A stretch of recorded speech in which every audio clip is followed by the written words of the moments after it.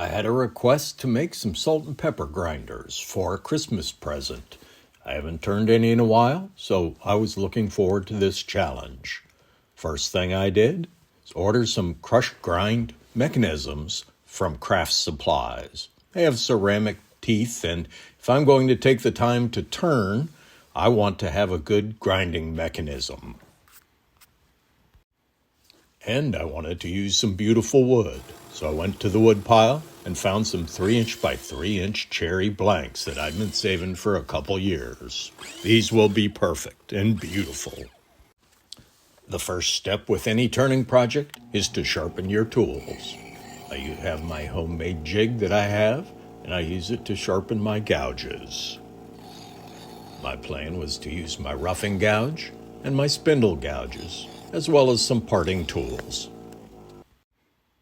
and a scraper or two. Step 2 is to turn my 3" turning squares into 3" cylinders.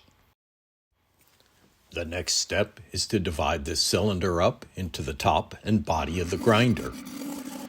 You need to cut the dovetails on the end so that the lathe chuck can grab onto them and you can do the rest of the turning. So we'll divide up the blanks and then cut the dovetails on the end. Oops, I parted on the wrong side of the dovetail, so I need to cut another one. No blood, no foul. It's repairable. Now I need to mount the chuck and put the first head blank on.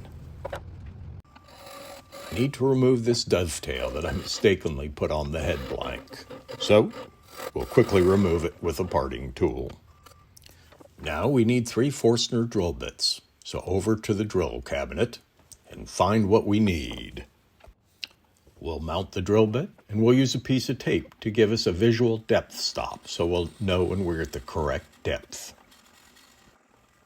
Next, we'll smooth up the end face and make it a little concave. That makes the grinders fit well together and not give a visual gap when they're complete. And now a quick check to make sure the mechanism fits. And it does. Now we're going to drill the hole through the body. And this is so long, we need an extender for our drill bits. I decided I wanted to smooth the end before I started drilling. So once that's done, we can start drilling. I only wish the drilling went this fast. This is sped up quite a bit. I like to drill half to 3/4 of the way through on this side, and then come back from the other side.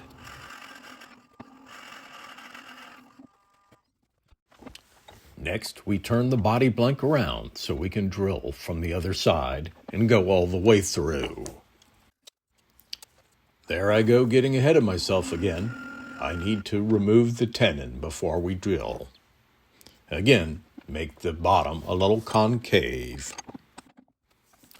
We need to smooth up the face, and then from this side, which is the bottom, we need to drill 3 different diameters.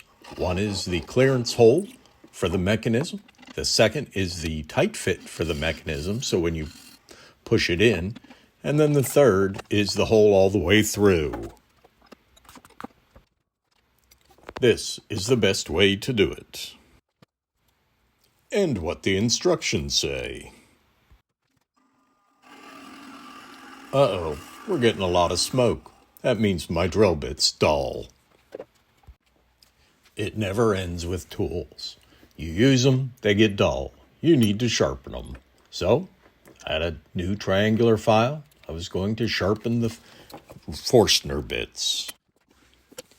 While this triangular file is probably not the best tool for this because of that long lead in on the end, it worked and I can get it sharpened, so it will do the cuts I need for today. I'll have to look at getting a better file. This will do for now. Well, let's try this again. That's cutting much better. Look at those shavings coming out. First hole's done, so now we go to the next drill bit.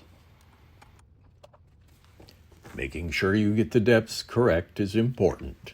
And again, we use the tape trick. I've also used a black Sharpie, as you'll see on some of them. This one goes a little deeper, and we're starting to get a little smoke, so we'll have to check this sharpness of this bit. That's the problem when you use them. Now, finally, we drill all the way through. And again, it's only about a third of the way through, so it's not that bad from this side. A lot of cranking on the tailstock. Now we're ready for the next step, and we need a jam chuck. So I open one of my drawers, and I find my old jam chuck I used to make crush grinders. And you can see it's from 2020. This will come in handy. The size changed a little bit. The way a jam chuck works is that you've got a nice tight fit, and so I'm working to adjust it. Oops! It broke. What can you do? The center hole was too long, and there was a problem. So it broke off. So now to do the heads, I have to redo the jam chuck. No problem. Open the drawer. I've got another blank. But the threads don't quite fit. So we've got to re-tap. Here's a little tip. To keep your tap straight, did you know that there's a little divot on the back of the tap?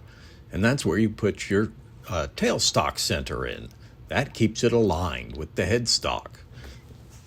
All good taps come with this, so you can do it on your drill press or your lathe to guarantee that your tap is straight to the axis of the machine and the hole you're tapping.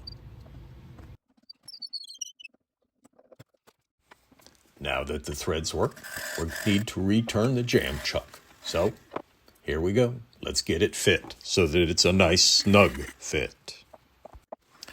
It just takes a little effort and a little patience and a lot of trial and error to get a good tight fit. There we go. That'll work. A nice snug fit for the next stage. Now we're ready to turn the body. The nice thing about these is you can do anything you want. Just make sure you don't cut through the holes that you drilled through the whole body. As you can see, the nice thing about having a wood jam chuck is you can cut right into it. So you can get whatever shape and size you want. I'm making these bodies a little slender because the person they're going to has small hands. So that will work better for them.